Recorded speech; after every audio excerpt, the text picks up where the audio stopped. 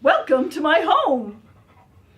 Hi, I'm Cindy Merritt, and I'm your local real estate partner.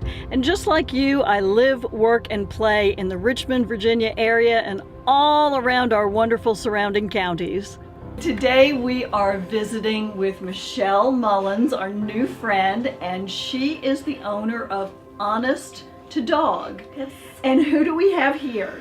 Here we have a Mr. Jinx, who is my Jinx. 10-year-old hound mix. Okay. And then we have Callisto, who is a 3-year-old golden retriever. Oh, they're beautiful. And they are my honest dogs.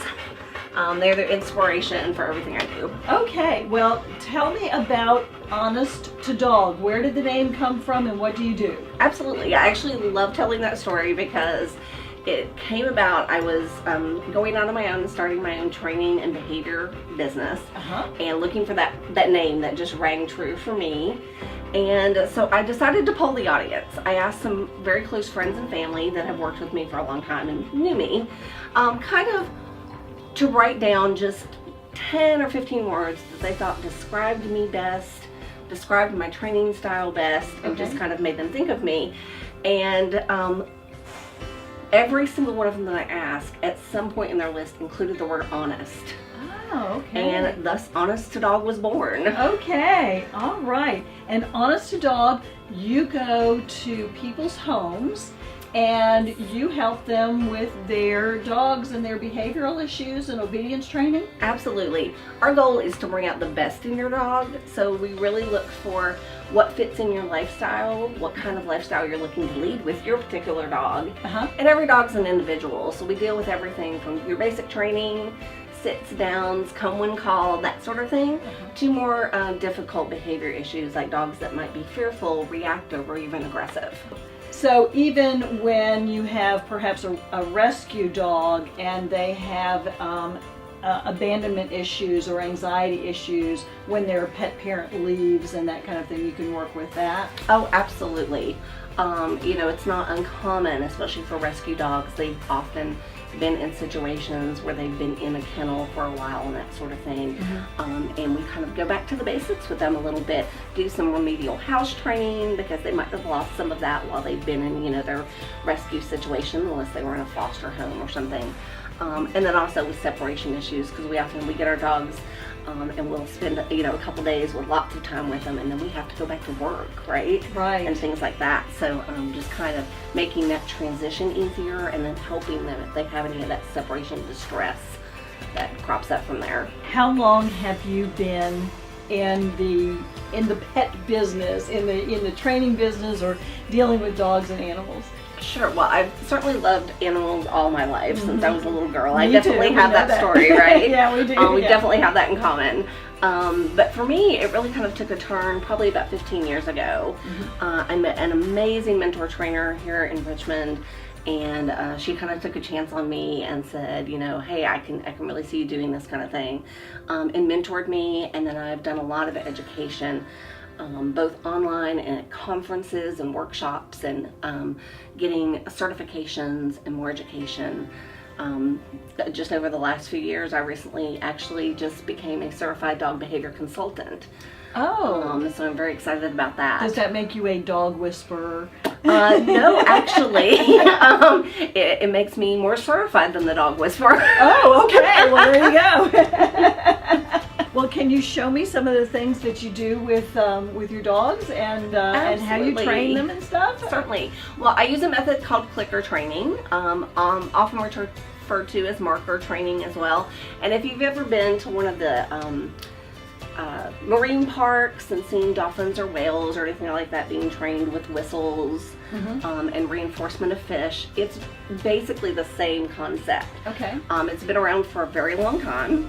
It's very science-based, and it's all about letting the dog know when they got a behavior correct, and then reinforcing that behavior, because we do know that behavior that gets reinforced gets repeated.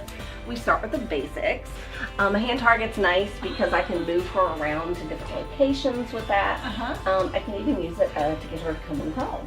So one of the things I love to do with dogs is teach them how to do cooperative care. That's basically them participating in their own types of care, whether it's examining their ears, listening to their heartbeat, getting groomed, on filing their nails. And so now we're going to show you a little bit of that. And I usually start by teaching dogs a nice little chin rest. Hey, Callisto, chin. You just rest her chin here. And so as long as she stays there, I can check out her ears and her teeth. Yes. Good job. And she gets rewarded for that. Chin. And she can choose to do it again. And I can even use the stethoscope. Chin. Chin. And listen to her heartbeat. She's really still. She doesn't have to be handled a lot because she's participating. And then I also like to teach dogs to help file their own nails. You can make these with little cheap cutting boards and some grip tape that goes on the edge of stairs, not sandpaper because sandpaper is a little too rough. And we'll see if we can get Callisto to give herself a little manicure. Hey Callisto, you ready? Good job. So that dogs are actually helping in their own care instead of being, you know, kind of held and confined, which makes it a little bit more scary for them. They get rewarded and reinforced with a lot of natural stuff. I like some grilled chicken, some leftover steak from dinner, some little bits of carrot, anything that's really healthy for dogs and that they can have.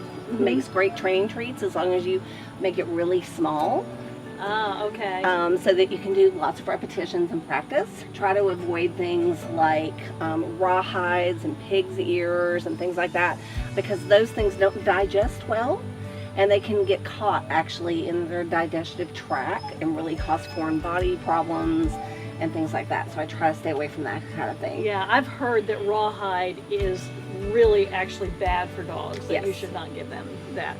I know chicken bones, no chicken bones. No chicken bones. No chicken bones. No cooked bones, really. No cooked bones. Things that are really cooked, the bones get brittle. Okay. And can cause problems.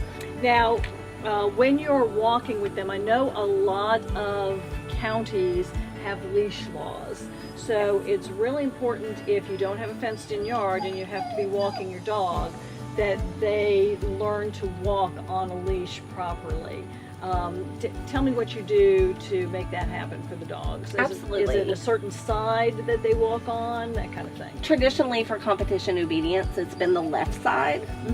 But for my pet dog clients, I tell them pick the side they're most comfortable with. It really doesn't matter. My general rules, I like dogs to be about no more than an arm's length away so they're not actually pulling on their leash. And so I try to reinforce them when they're close to me. I'll start off leash practicing inside just to get them used to walking near me. Okay. And then add the leash later. Okay. And that usually helps the process a little bit because we have a tendency to kind of pull back when they pull, which can actually make the problem worse. I focus on when they get close to me, marking that like we talked, either with a clicker or a marker word that I use like yes, so they know they got it right. Reinforcing that behavior so I get more of it. And then I also teach my dogs a go sniff cue, so that sometimes it's okay if we get to an area that I think might be really interesting, you know. The rabbits have been there or other dogs have visited, there might be some pea mail they need to read and catch up on what's going on in the neighborhood. So I'll tell them go sniff and I'll give them a little extra lead so they can go and check things out because, I mean, let's think about it, you know, the walk's really for the dog. It's for them to sniff and enjoy themselves, and they should get to do that too. Very good. How long does it take the average dog to become obedience trained enough so that, you know, the average pet owner can have a sit and a stay and a come and that kind of thing? What's the average length of time for a dog to learn something? It's hard to make a bit of an average for that because a lot of it depends on how much you practice. You know, it's more the parent, not the fur baby. Absolutely. Okay, all right. Like, you know, if you show up for, you know, your basic class or whatever once a week and you haven't practiced any in between, well, by the end of that, you know, 6-week class or whatever you're taking, you probably won't have those behaviors yet. If you put in a good 5-10 minutes a day practicing that skill, by the next week you'll have it fairly solid. Okay, so the parent needs to practice just as much as the dog does. Absolutely. Okay. Okay, good. Yes. Good. So if you need some help with your dog obedience training, give Honest to Dog a call. Make yourself at home, make your fur babies at home, and you'll be really glad you did.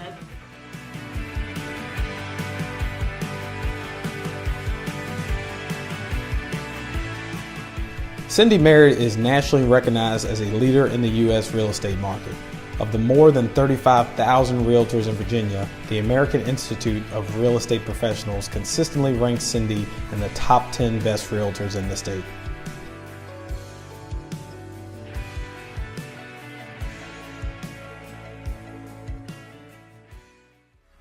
Make Yourself at Home is sponsored in part by Paul Adams, branch manager and nationally recognized senior loan officer with Prime Lending, a Plains Capital company. With over 400 mortgage options available, Paul Adams and his team work hard to uncover the key to each client's mortgage success.